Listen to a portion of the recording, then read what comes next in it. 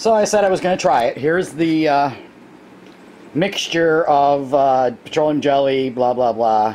The knockoff Grizzly Napalm. If you want the real stuff, of course, go to Grizzly Hillbilly's page, channel, and he's got videos posted, and I'm sure there's plenty of info there you can get this stuff from, because he sells it. Anyway, much better stuff than what I made, of course. I got that stuff I made. I said I was going to stuff it in a cotton pad. Here they are. All you do is kind of carefully tear them apart. And over here is my cute little crock pot with melted wax, or it's melting as we speak. And I put a dye cube in there. It makes it red because I like that color.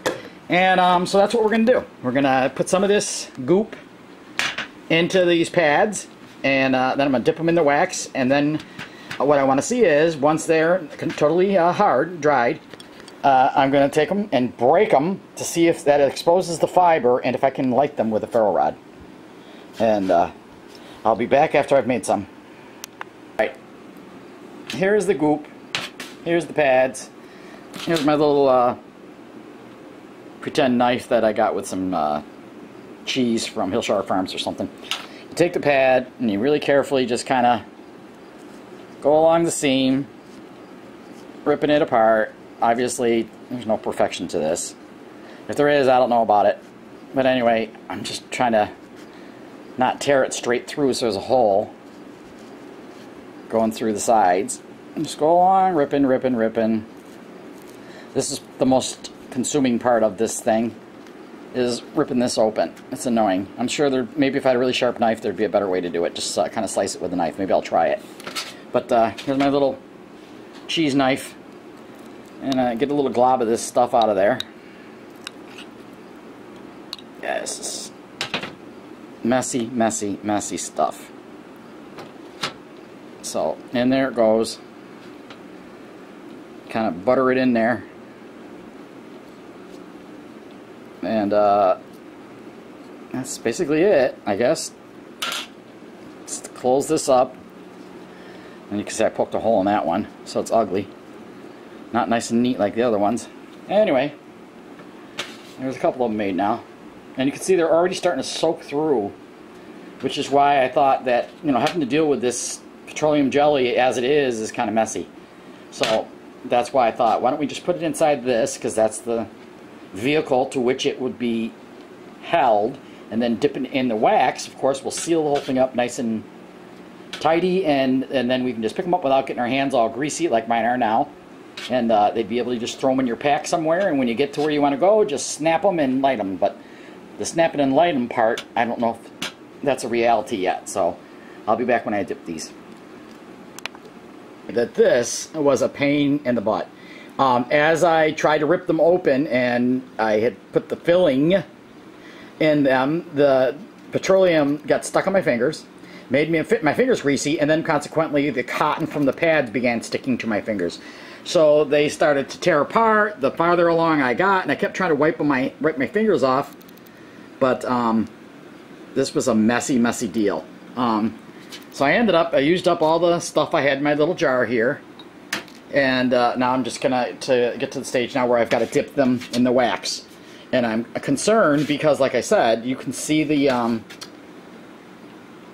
holes and the tears in the petroleum jelly, so I don't want the petroleum jelly to melt in my wax and contaminate my wax. So I can actually probably do one right this minute, kind of quickly, because I see it's melted down the side there.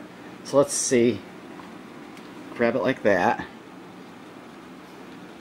That's not as quickly as I wanted it to be.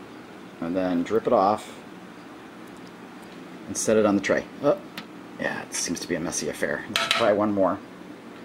I'll try one of these really crappy looking ones over here. Okay.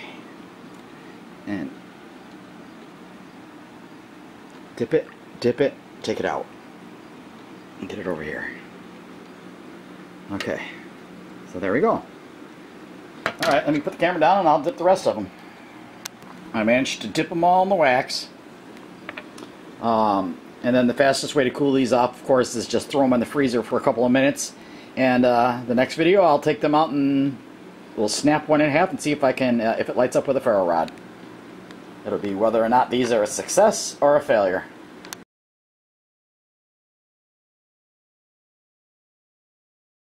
Alright, here we are with the pads. Took them out of the freezer. They're all hard, relatively. I tried going outside and doing this in the dark, but it didn't work, so I had to come inside. Here's one. I snapped it in half, and it exposes all the stuff. Alright, so let's put it over here, which I didn't want to have to light this in the garage, but you gotta do what you gotta do for the sake of invention. And here's ferro rod and my monster ferro rod. Oops, camera's crooked.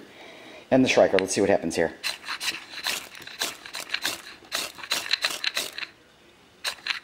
Alright, apparently not exposed enough, so right there. Break it like that. Hope this is all getting on the camera. Let's try it again.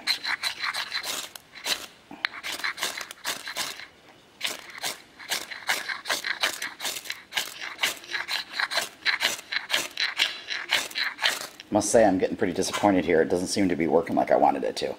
So let's, there. I've exposed all the crap, so if it doesn't light now, I don't know what to say. There we go.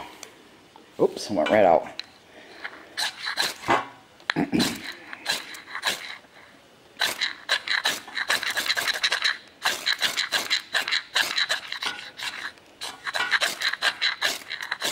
I'm shocked. I really thought this was going to work.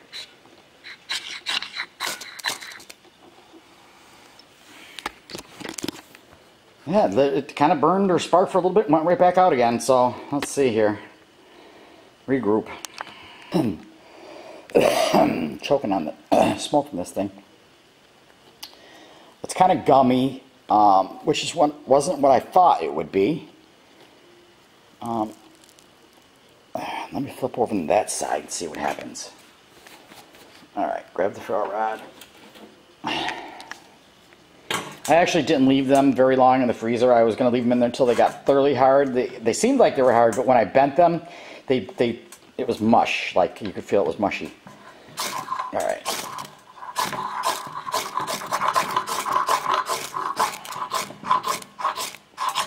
Yeah, they don't want to light. So I don't know what happened that once I put them in the cotton pad, they don't want to light. Interesting. I'm not giving up yet, though. This is too much of a pain in the ass to do to give up. Love it. There it is. I ripped it in threes. First I ripped it in half, and then I ripped it again. So let's see what happens now.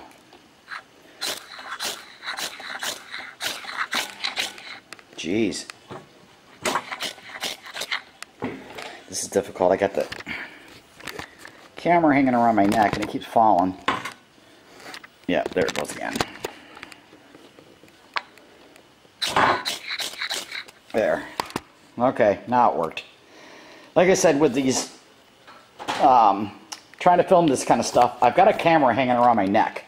And when I lean forward, the camera bounces around on my stomach and records wherever it wants to.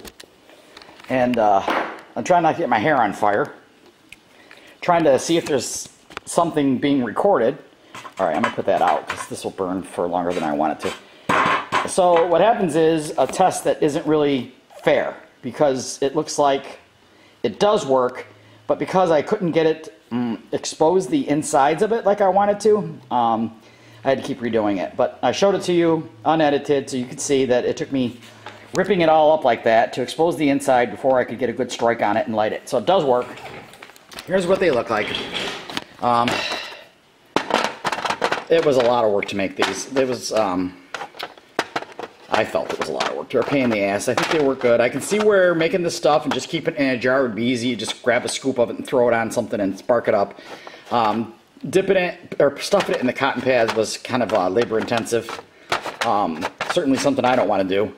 I actually thought that when I was making my fatwood ones where I just took a chunk of fatwood and made little slices off of it and dipped it. Those worked better. But anyway, I suppose these work. It's just I feel it's a lot of work just to do that. I have these cute little waxy things to throw in my bag, but I'll have to give it some more thought. It's not a failure. They successfully light, but I just don't think I've developed an easy way to make them yet. So that's that. Hope you enjoyed watching it.